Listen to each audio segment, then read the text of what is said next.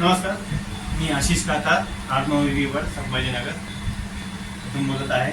Owner प्रॉपरायटरशिप आणि kite एनर्जीचा business आहे. तर आता सध्या वेळेनुसार पेट्रोल इंजन जर वाढ होत आहे, त्याच्यानंतर ई व्ही व्हेजिकल हा एक चांगला पर्याय मार्केटमध्ये उपलब्ध झालेला आहे. साधारणतः 35 ते 40 हजारापासून पुढे किमतीवर लो स्पीड आणि हाय स्पीड मॉडेल काईट एनर्जीकडे अवेलेबल आहे. तर आपल्याकडं totally company E V market या 3 मॉडेलमध्ये येतात, जसं की मॅग्नम, स्टिला एक्स आणि X1. या स्टिला एक्स आणि मॅग्नम हे मॉडेल आपले लो स्पीड आहेत. मॅग्नम हे हाय स्पीड आणि X1 हे मॉडेल आपलं हाय स्पीडमध्ये येतं आणि स्टिला एक्स आपले लो स्पीड, ज्याला पासिंग आर्टिव्हिटेशनची गरज आपल्याकडे नाही आहे. 35 ते 40 हजारापासून गाडी स्टार्ट होऊन 70 ते 80 हजारपर्यंत आपल्याकडे उपलब्ध आहे. तुम्हाला काही क्वेश्चन करायचं? या गाडीचं वैशिष्ट्य काय आहे? साधारणतः इलेक्ट्रिक गाड्या मार्केटमध्ये भरपूर आहे, पण या खास गाडीचं काही वैशिष्ट्य आहे?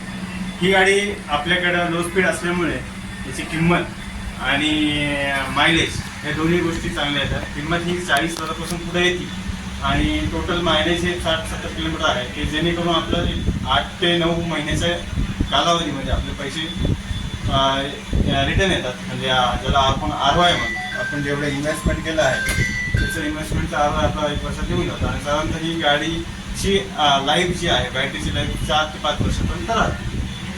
बरं, या गाडीमध्ये जर समजा ग्राहकांना गाडी घ्यायची तर काही फायनान्स सुविधा आपल्याकडे अवेलेबल आहे काय? आपल्याकडे बजाज फायनान्स अवेलेबल आहे. क्रेडिट कार्डवरती आपण लोन करून घेऊ शकतो.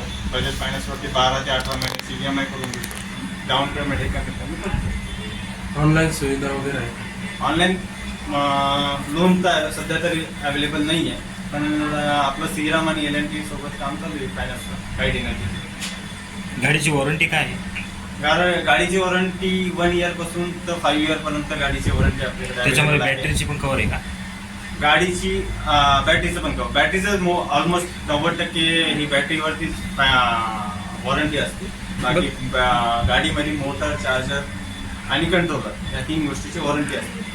इलेक्ट्रिक गाड्यामध्ये जर समजा काही प्रॉब्लेम आला तर त्याच्यासाठी सर्व्हिस स्टेशन आहेत का आपल्याकडे? आता शहरामध्ये जागोजागी सर्व्हिस स्टेशन आणि स्किल डेव्हलप, गव्हर्नमेंटचं स्किल डेव्हलप याच्यामध्ये एज्युकेशनमध्येच आपलं इलेक्ट्रिकल व्हेहिकलचं एज्युकेशन चालू झालेलं आहे आणि आज डेटला प्रत्येक ठिकाणी इलेक्ट्रिक व्हेहिकलचं सर्व्हिस स्टेशन आहे. किती किलोमीटरला सर्व्हिसिंग झाली पाहिजे आपल्या गाडीची? किती किलोमीटरला सर्व्हिसिंग झाली? साधारणतः 1,500 किलोमीटरला एक सर्व्हिसिंग झाली पाहिजे फर्स्ट सर्व्हिसिंग. या निमित्ताने तुम्ही छत्रपती संभाजीनगरच्या ग्राहकांना काय आवाहन करणार? आपण पारंपरिक ऊर्जा स्रोतकडे जावे हे आव्हान मी करेन. सोलार, त्यानंतर इलेक्ट्रिकल व्हेहिकल या गोष्टीकडे वळावे, जेणेकरून आपल्या भारतावरचा जो पेट्रोलचा भार आहे तो कमी होईल आणि आपण पारंपरिक ऊर्जा स्रोतवर गेलं तर ऑटोमॅटिकली आपली इकॉनॉमी वाढेल आणि जास्तीत जास्त ग्राहकांनी इलेक्ट्रिकल कुठल्याही कंपनीचे असतात इलेक्ट्रिकल व्हेहिकल घ्यावं असं मी आव्हान करेल. इथल्या ग्राहकांसाठी इथला पत्ता सांगायचा आपल्या शोरूमचा? आपल्या शोरूमचा पत्ता आहे TV सेंटर, पोलीस पेट्रोल पंपच्या ऑपोजिट साईडला, आत्मविवी.